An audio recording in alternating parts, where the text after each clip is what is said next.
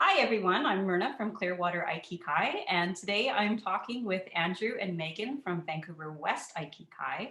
And Andrew and Megan have the distinction of being the first two students in BC to test for shodan during a pandemic. So they've agreed to spend some time talking to us today on what that experience was like.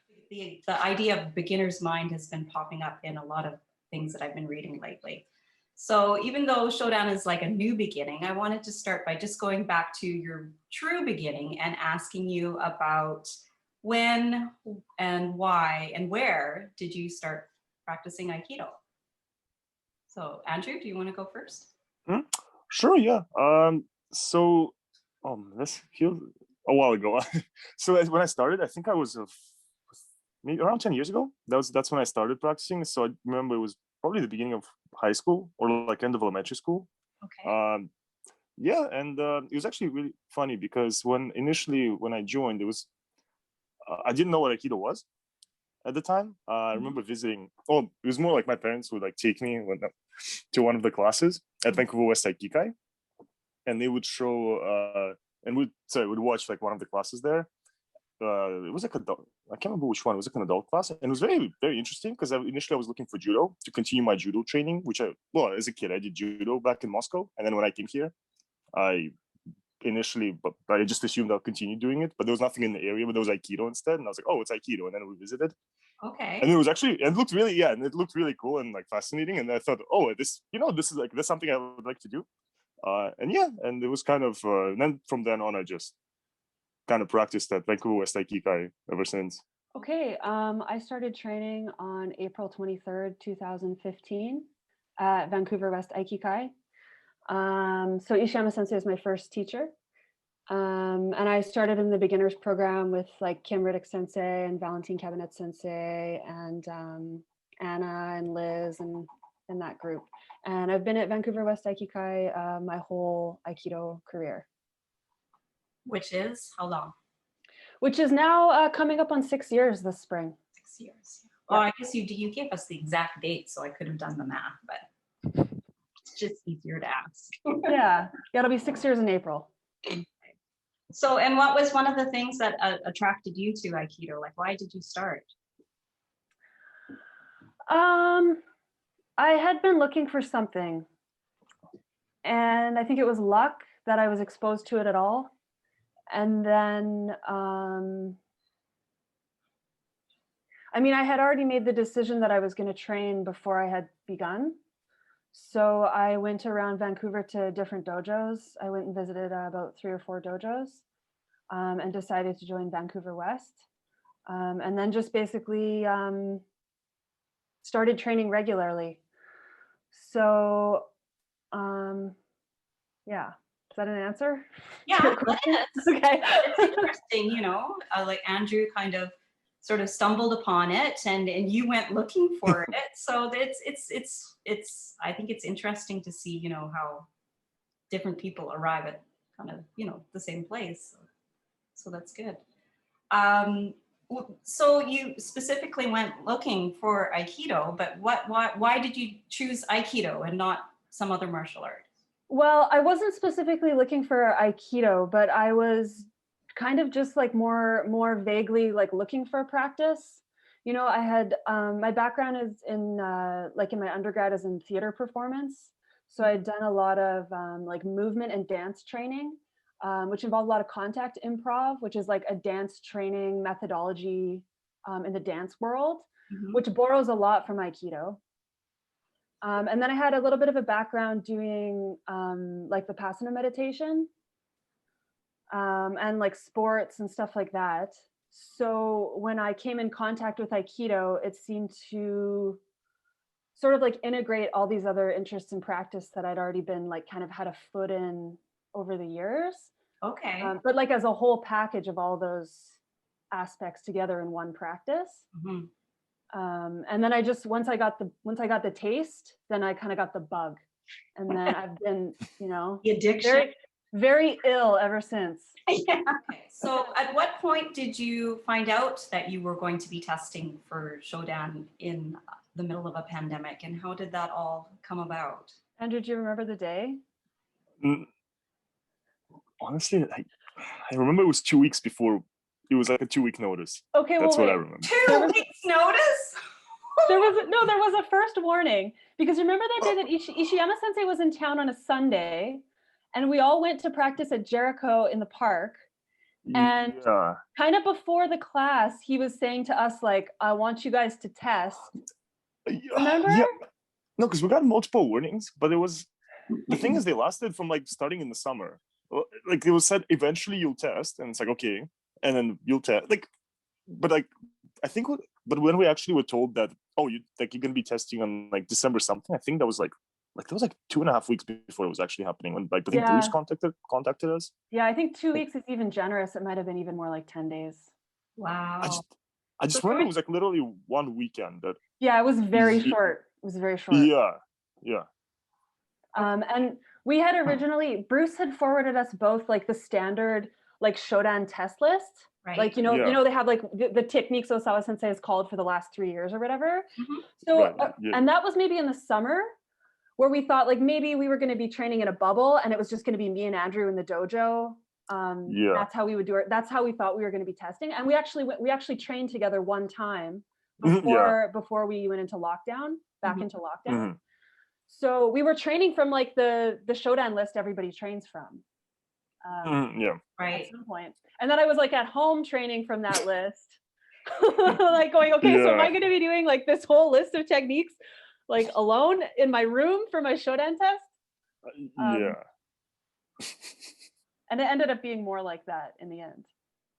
Yeah. So my next question was going to be, how did you prepare for your test? But if you were given such short notice, I guess that might have been tricky. Well, because when we found out, it was thankfully slightly just, so it was a modified version, so not quite the usual, like the usual list that we had to, like the entire thing that you had to do. It was more based on the classes that we had and kind of a modified solo practice techniques and the movements. So for me personally, because I was unable, because of a lot of classes I was unable to make because due to like work and other scheduling issues, what I did is that I would review them, because they were like the recordings of like these movements that I was able to review and see and essentially see and rehearse until the test date, and by the time we were supposed to submit our videos, because we submitted them, because it wasn't like because we submitted them, so it was like we had 2 weeks to like record it and to like submit it. So in the meantime, what I did was I would review them and I would review them and then record them when personally for me it was like I had like a 1 day window to be able to record outside, for example, because like with weapons, like the movements with weapons, that was kind of the more challenging one, because there was really no time I could ever do it. So I ended up doing it like on a Saturday when it was raining in a park. Thankfully I was somebody was recording me, but it was very it was kind of very desperate measure. I've seen because I'm on the membership list, so I was able to see that it's quite a dramatic test setting. I gotta say, there's sirens going in the background. Oh yeah, it's kind of fun. So did you have like any people stopping you while you were recording this outside and kind of saying, what are you doing? No, because thankfully it's I forget the name. It was in Richmond. It was one of the parks, or like these large like clear areas. So there was really nobody around, because usually there's no one around, and because of just how like it wasn't very a pleasant environment. So nobody was. It wasn't a pleasant environment. Like nobody was there. So okay. Yeah. No one else was out in the rain swinging a sword around, you mean? Yeah, it looked almost like industrial or commercial or something. Like it was just kind of a hinterland. I forget the name. It's honestly I forget. I don't live. I forget the name of the. It sounds like it should be like in the trailer for a movie or something. The lone warrior practicing. Oh my. Yeah, we also had to wrap up relatively quick because my girlfriend was recording it at the time. And obviously, because at least I'm moving, so at least I'm keeping warm. Oh, But she right. was like recording it, and she was standing still, and it was, getting soaked under the rain. And it's like, okay, we had to be very quick. I was very aware. Yeah. I didn't really have like, This was in December, right? Right before yeah, Christmas that you guys both test? Yeah, so kind of cold outside. Mhm. So in a sense, it was sort of an open book test then, if you had like 2 weeks to submit your video. Did you do like a few retakes, or Megan? Yeah, that was an interesting aspect of it, because theoretically you could do it as many times as you want until it's like perfect. You can pick the good one.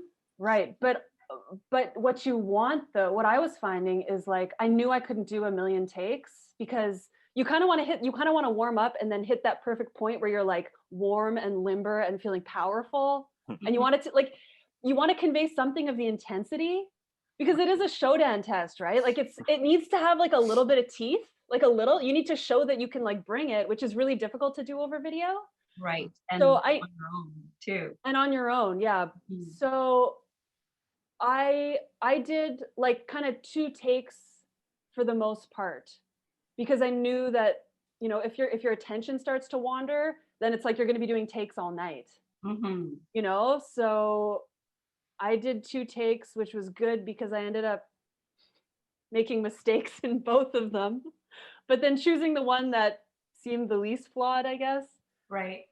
But that was a bit of a mental challenge to think about, the open bookness of it, because an open book test presents its own challenges, right? Where you have all the information, it just comes down to like how well you can integrate or, come up with new ideas, like with all the information at hand. Present the distillation of what you've learned. Yeah, or like an extension past what's just like the basics or something.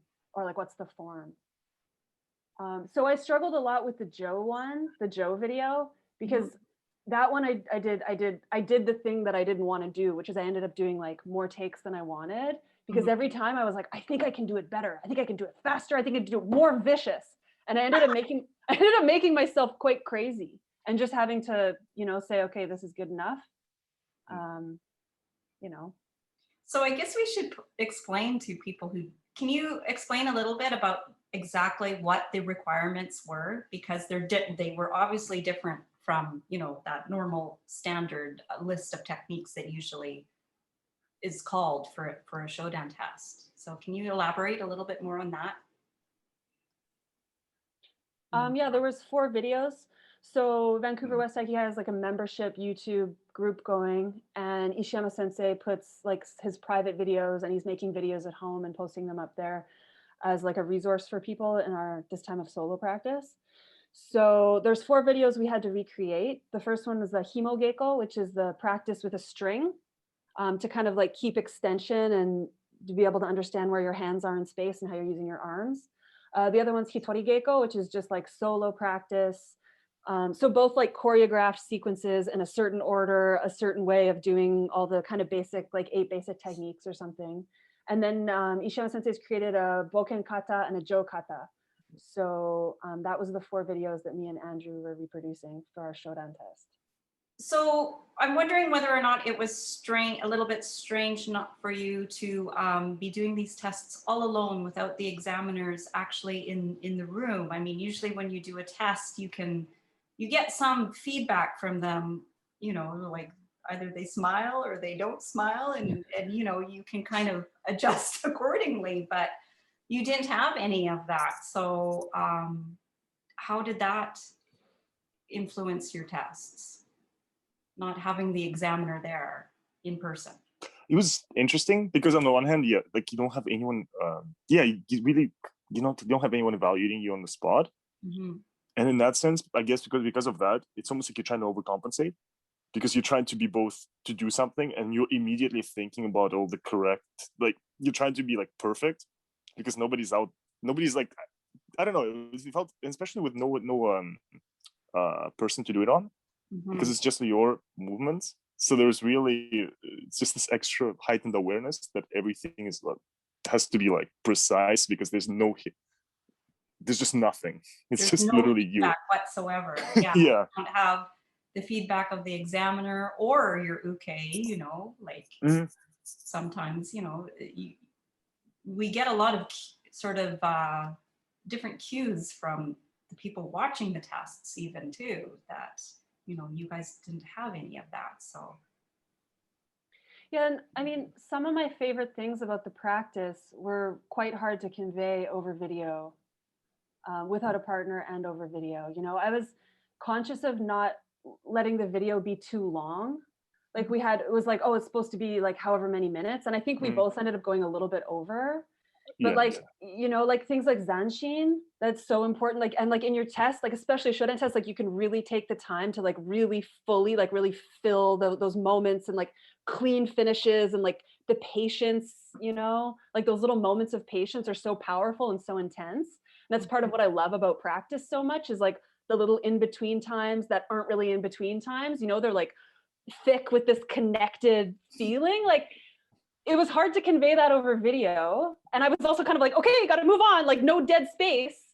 Like, because everybody isn't there like feeling the intensity of your practice. They're just seeing like a 2D representation of like a flat image of like the side of you, like crouching down or something. Yeah. So, and I was kind of aware of that and trying to convey something of, Zanshin and intensity over video without a partner. It's really tough.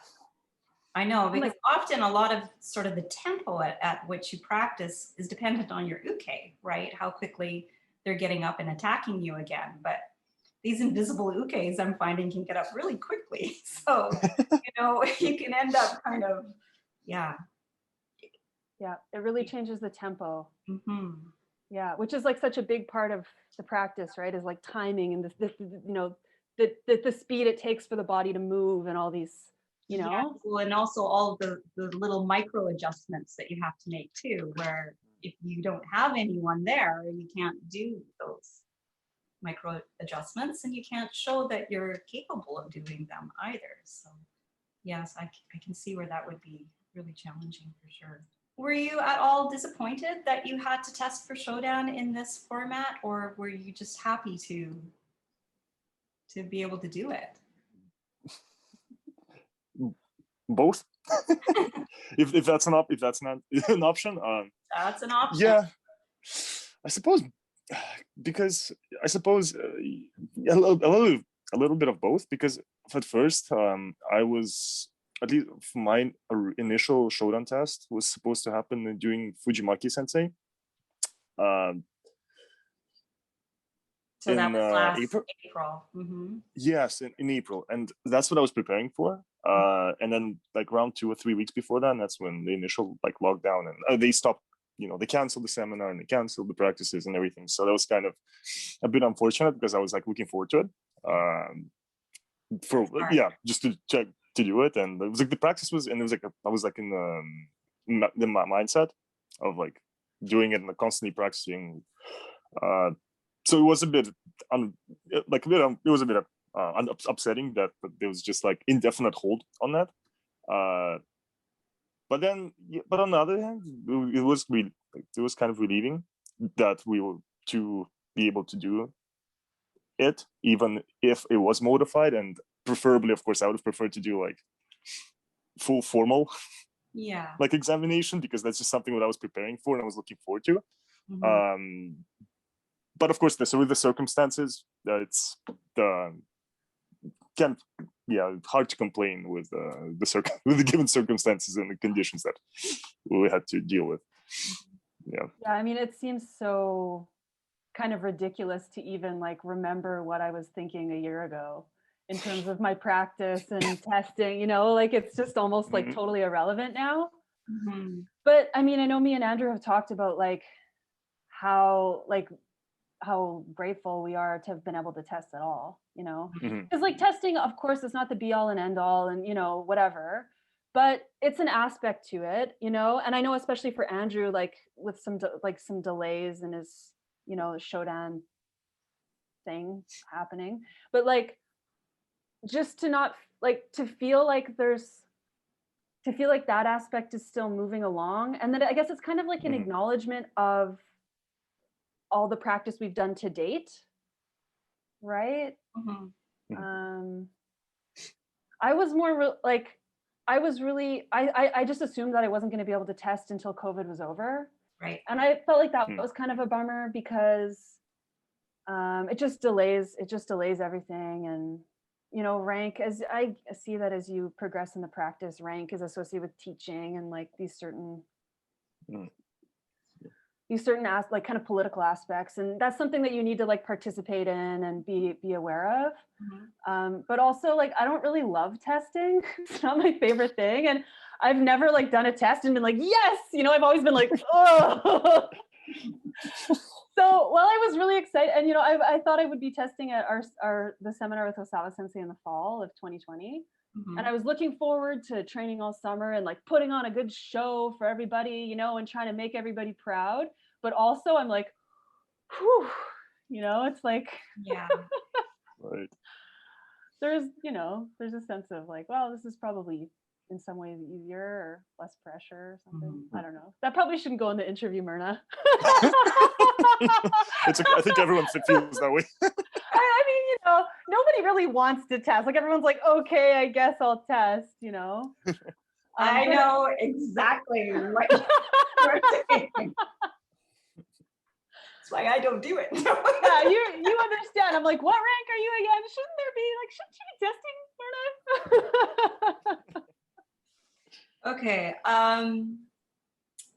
Well, you know, especially your tests were in December, and here we are in the beginning of March, and there's still no real end in sight in terms of, you know, when an in-person test could actually be held, you know, when we'll be able to do stuff like that. So I think there are quite a few people who feel like, you know, their Aikido careers have just been put on hold. But so this is why it's for me, it's really kind of refreshing and encouraging that you guys were able to go ahead and test for shodan, because, you know, it sort of shows that this, you know, we can still take step forwards even, you know, even during the pandemic. So. Yeah, and kind of, you know, I think Andrew and my both promotions, like kind of like I was trying to say, like is it was like an acknowledgement of all the momentum that we've been building, you know. So we both have limitations in terms of like Zoom, and everyone has their own, you know, solo practice world happening. But it was like all the time and all the practice that we put in the last, you know, 5-10 years in Andrew's case, like it's like for that to be acknowledged, even in the face of the world looking so different, Yes, was like really, it I don't know. It feels like it's going to be there. It's still going to be there, you know? And I feel like we still have our practices, but our life in this community and together as Aikidoka and all, it's like still there, yes. you know? It's, yeah. In some ways, it's, you know, you've both been practicing a long time and showing a lot of dedication to your practice. So the test itself, in a sense, is sort of a little bit like a formality that, you know, has to, a rite of passage, maybe.